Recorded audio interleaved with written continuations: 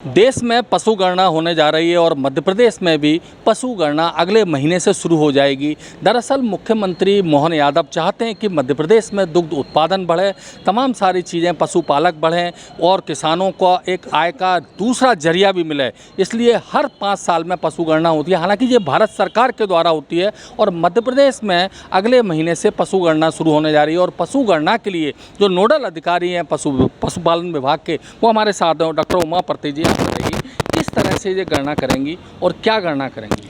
जी, भारत सरकार के जो प्राप्त निर्देश अनुसार है, मध्य प्रदेश के प्रत्येक जिले में लगभग सभी 55 जिलों में हमारे पशुपालन विभाग के द्वारा घर घर सर्वे किया जाकर जितने भी पशुधन है, पालतू पशु हैं, उन सभी की गणना आगामी अक्टूबर माह से की जानी है। कितने आप परिवार हैं जो आपके पास डेटा है?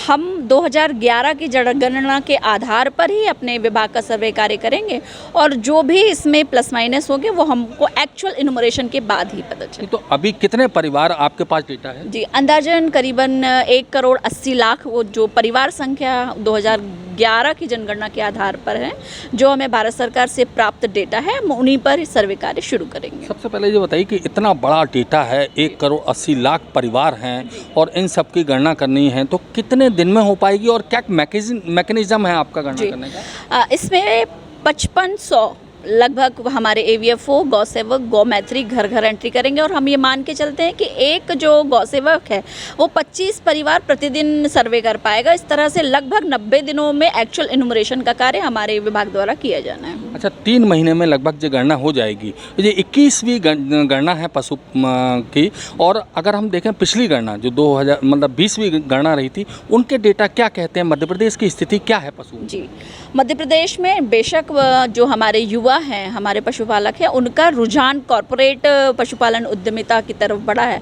दिन प्रतिदिन जो पशुपालन विभाग की योजनाएं हैं और जिस तरह से रोजगार संबंधी स्कीम्स मध्य प्रदेश शासन द्वारा चलाई जा रही है, तो मध्य प्रदेश में भैंस पालन के प्रति रुझान बढ़ा है। गोट फार्मिंग के लिए even though commercialised poultry farming की तरफ हमारे युवाओं का रुझान बढ़ा है। कितना भैंस पालन का रुझान बढ़ा? कितने % बढ़ा है भैंस पालन? कंपैरेटिवली गौवंश की तुलना में अब लोग भैंस पालना अधिक पसंद करते हैं, क्योंकि जो भैंस का दूध रहता है उसमें फैट परसेंटेज टेक्निकली अधिक है, तो बाजार भाव क्योंकि भैंस में अधिक है, इसलिए भैंस पालन और भैंस के दूध के बाजार भाव के आधार पर लगभग 2 से 4% जो हमारे भैंस वंश है वो बढ़ी है मध्य प्रदेश। तो मतलब पशुओं का जो कॉमर्शलाइजेशन हो रहा है, जो व्यवसायीकरण हो रहा है और आगे जो व्यापार जो किसान हैं उनकी आय का जरिया बढ़ रहा है, ये कहता है? बिल्कुल, दिन प्रतिदिन पशुपालन पर डिपेंडेंट जो हमारे मार्जिनल फार्मर्स हैं, जो महिलाएं हैं, उनकी संख्या बढ़ी है मध्य प्रदेश। अच्छा, अगर मध्य प्रदेश में गौ की स्थिति देखें, गाय की स्थिति देखें, तो गौवंश की स्थिति क्या घट रही है?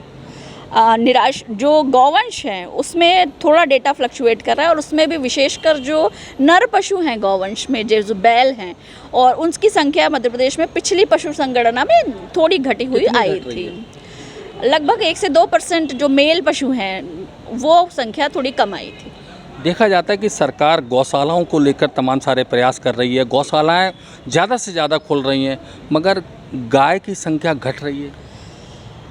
गायों में भी जो मेल पशु हैं, नर पशुओं की संख्या घटी है, गौवंश में फीमेल्स की संख्या बढ़ी है और हमारे विभाग द्वारा सेक्स सॉर्टेड सीमेन और अन्य गौवंशीय योजनाएं चलाई जा रही हैं। और जो डेटा है, एक्चुअल डाटा तो आपको पशु गणना के बाद ही आएगा। अच्छा, ये जो डेटा आएगा सामने जो पशु गणना का, वो किसके काम आएगा? क्या किस तरह से उसका उपयोग किया जाएगा? सबसे पहले तो पशुपालन विभाग के लिए योजनाओं के निर्माण में वो डाटा काम आएगा।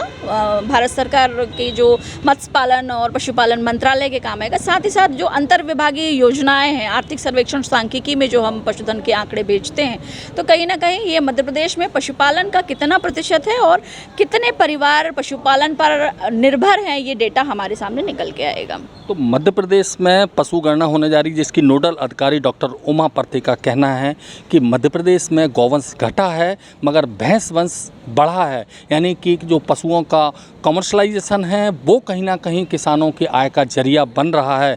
और आने वाले समय में जो पशु गणना होगी और जो डेटा आएंगे उसके आधार पर नई नीति तैयार की जाएगी, जो कि किसानों को सामने रखते हुए गौवंश को बढ़ावा देने के लिए और उनका ज़्यादा से ज़्यादा किसानों को एक आय का जरिया बढ़ सके, उसको लेकर ये नीति तैयार की जाएगी। कैमरामैन मनीष के साथ भारत एक्सप्रेस के लिए भोपाल से अजय भटनागर।